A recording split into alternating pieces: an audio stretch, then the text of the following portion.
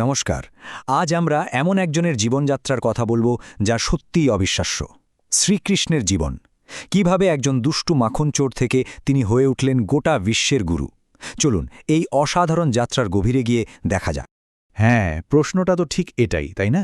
ভাবুন তো একবার, গ্রামের এক দুষ্টু ছেলে যে তার খেলাধুলো আর মিষ্টি হাসিতে সবার মন জয় করে বেড়াত, সেই কিনা একদিন মানবজাতির পথপ্রদর্শক হয়ে উঠল। তো এই প্রশ্নের উত্তর খুঁজতেই আমরা ওর জীবনের বিভিন্ন অধ্যায়ে একটু ঘুরে দেখব। তো আমাদের গল্পের শুরুটা হচ্ছে গোকুল গ্রাম থেকে। এখানে কৃষ্ণের ছোটবেলাটা কেটেছিল, আর তার শৈশব ছিল দুষ্টুমি আর অলৌকিকতার এক অদ্ভুত মেশেল, যা তাকে শুরু থেকেই সবার থেকে একদম আলাদা করে তুলেছিল। কৃষ্ণের ছোটবেলার কথা বললেই তো প্রথমে মাখন চুরির গল্পটাই মনে আসে, তাই না? তিনি প্রায় পাড়ার এ বাড়ি ও বাড়ি থেকে মাখন চুরি করে খেতেন। আর মজার ব্যাপার হল, গ্রামের মায়েরা রেগে মেগে নালিশ করতে এলেও তার সেই মিষ্টি আর নিষ্পাপ হাসিটা দেখলেই সব রাগ যেন জল হয়ে যেত।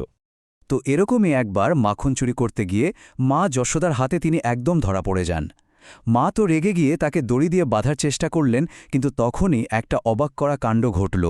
দেখা গেল কোনো দড়ি তাকে বাঁধার জন্য যথেষ্ট লম্বা হচ্ছে না। আর ঠিক সেই মুহূর্তে যশোদা প্রথমবার নিজের সন্তানের মধ্যে এক মহাজাগতিক শক্তির আভাস পেয়ে একেবারে থমকে যান। আসলে তার এই ঐশ্বরিক ক্ষমতা কিন্তু খুব ছোটবেলা থেকেই প্রকাশ পেতে শুরু করেছিল। যেমন ধরুন, পুতনা নামে এক রাক্ষসী যখন গ্রামের শিশুদের বিষ খাইয়ে মারার মতলবে এসেছিল, তখন একদম শিশু কৃষ্ণই তাকে হারিয়ে দিয়ে সবাইকে রক্ষা করেন। বলা যায় এটাই ছিল তার রক্ষাকর্তারূপের প্রথম প্রকাশ। শৈশবের এই দুষ্টুমিগুলো পেছনে ফেলে কৃষ্ণ এবার গ্রামের রক্ষাকর্তা হিসাবে সামনে আসেন। চলুন দেখি কিভাবে তিনি তার সেই ঐশ্বরিক শক্তি দিয়ে একের পর এক বিপদ থেকে গ্রামবাসীদের বাঁচিয়েছিলেন। সেই সময়ে গ্রামের পাশ দিয়ে বয়ে চলা যমুনা নদীটা একরকম আতঙ্কের কারণ হয়ে দাঁড়িয়েছিল। আর তার কারণ হল, সেখানে বাস করত কালীয় নামে এক ভয়ঙ্কর বিষাক্ত সাপ। তার বিষে নদীর জল এতটাই দূষিত হয়ে গেছিল যে গ্রামের মানুষ আর পশুদের জীবন পর্যন্ত কেড়ে নিচ্ছিল। তো এই সাংঘাতিক বিপদ থেকে সবাইকে বাঁচাতে কৃষ্ণ একটুও ভয় না পেয়ে সেই বিষাক্ত নদীতে ঝাঁপ দেন। আর তারপর তিনি সোজা কালীয় নাগের বিশাল ফনার ওপর উঠে এক অদ্ভুত নাচ শুরু করেন। তার সেই নৃত্যের ছন্দে আর পায়ের চাপে তালীয় শেষ পর্যন্ত হার মানে। সে নদী ছেড়ে চলে যায়, আর যমুনার জল আবার আগের মতো শুদ্ধ হয়ে ওঠে। তার অবিশ্বাস্য শক্তির আরও একটা প্রমাণ পাওয়া যায় গোবর্ধন পর্বত তোলার ঘটনায়। একবার দেবরাজ ইন্দ্রের রাগে প্রচণ্ড বৃষ্টিতে যখন পুরো গ্রাম ভেসে যাওয়ার উপক্রম, তখন কৃষ্ণ কি করলেন জানেন? তিনি মাত্র শুধু কড়ে আঙ্গুলের ডগায় পুরো গোবর্ধন পাহাড়টা তুলে ধরেন, আর সেই পাহাড়ের নিচেই টানা 7 দিন ধরে সমস্ত গ্রামবাসীরা নিরাপদে আশ্রয় নিয়েছিল। ভাবা যায়। শক্তি আর রক্ষা করার ক্ষমতার পাশাপাশি কৃষ্ণের জীবনের আরও একটা খুব গুরুত্বপূর্ণ দিক ছিল তার আবেগ, তার সম্পর্কগুলো, মানে তার প্রেম, বন্ধুত্ব আর সঙ্গীত। এগুলোই বৃন্দাবনের পরিবেশটাকে একেবারে মোহময় করে তুলেছিল। বলা হয়, কৃষ্ণ যখন বাঁশি বাজাতেন তখন যেন পুরো বৃন্দাবন থমকে যেত। তার বাঁশির সুরে শুধু যে মানুষ তা নয়, পশু পাখিরাও একেবারে মন্ত্রমুগ্ধের মতো ছুটে আসত। সেই সুর ছিল যেন ভালোবাসা আর আনন্দের এক জীবন্ত প্রতীক। আর তার জীবনের সম্পর্কগুলোও ছিল ঠিক ততটাই গভীর। যেমন রাধার সঙ্গে তার প্রেম, সে তো এক ঐশ্বরিক ভালোবাসার কিংবদন্তি।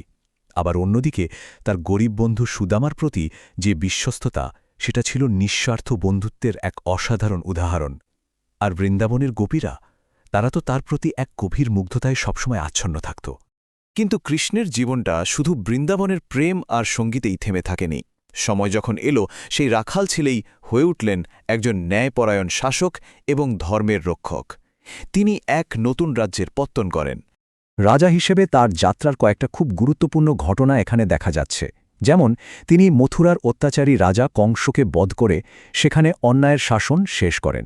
আবার প্রেমিকা রুক্মিণীর ইচ্ছাকে সম্মান দিয়ে তাকে বিয়ে করেন। আর সবশেষে সমুদ্রের তীরে দ্বারকা নামে এক অসাধারণ সুন্দর আর সুরক্ষিত নগরী গড়ে তোলেন। এরপর আমরা আসি তার জীবনের শেষ এবং সবচেয়ে গুরুত্বপূর্ণ অধ্যায়, বিশ্বগুরু হিসাবে তার আত্মপ্রকাশ। এই পর্বেই তিনি মানবজাতিকে এমন কিছু জ্ঞান দিয়ে যান যা আজও সমানভাবে প্রাসঙ্গিক। ঘটনাটা কুরুক্ষেত্রের বিশাল যুদ্ধক্ষেত্রের। যখন অর্জুন দেখলেন যে তাকে নিজেরই আত্মীয় স্বজন গুরুজনদের বিরুদ্ধে অস্ত্র তুলতে হবে, তখন তিনি এক গভীর মানসিক আর নৈতিক সংকটে পড়ে যান। আর ঠিক সেই সময় তার বন্ধু এবং সারথি হিসেবে কৃষ্ণ তার পাশে এসে দাঁড়ান। এই কঠিন মুহূর্তে অর্জুনকে পথ দেখাতে কৃষ্ণ যে উপদেশগুলো দেন সেটাই হল ভগবদ্গীতা। এটা কিন্তু শুধু যুদ্ধের জন্য কিছু নির্দেশ ছিল না, বরং এটা ছিল জীবন, কর্মফল আর আত্মার মুক্তি নিয়ে এক গভীর আলোচনা। এখানেই তিনি সেই বিখ্যাত কথাটা বলেন, ফলের আশা না করে নিজের কর্তব্য করে যাও, এক এমন শিক্ষা যা আজও আমাদের পথ দেখায়। যদি আমরা দেখি কৃষ্ণের সমস্ত শিক্ষা আর কাজের মূলে কিন্তু এই তিনটে জিনিসই ছিল। তিনি সবসময় মানুষকে ভালোবাসা, সত্য আর ন্যায়ের পথে চলতে শিখিয়েছেন, যা তাকে একজন সত্যিকারের নৈতিক পথপ্রদর্শক হিসেবে প্রতিষ্ঠা করেছে। এই পুরো আলোচনা শেষে একটা প্রশ্ন কিন্তু থেকেই যায়। কৃষ্ণের জীবনের এতগুলো রূপ আমরা দেখলাম, কখনো তিনি ক্রীড়াশীল শিশু, কখনো অলৌকিক রক্ষাকর্তা, কখনো প্রিয় বন্ধু, ন্যায়নিষ্ঠ রাজা, আবার কখনো পরম জ্ঞানী শিক্ষক। তো এই সব রূপের মধ্যে কোনটা আমাদের সবচেয়ে বেশি অনুপ্রাণিত করে? উত্তরটা হয়তো প্রত্যেকের নিজের কাছে।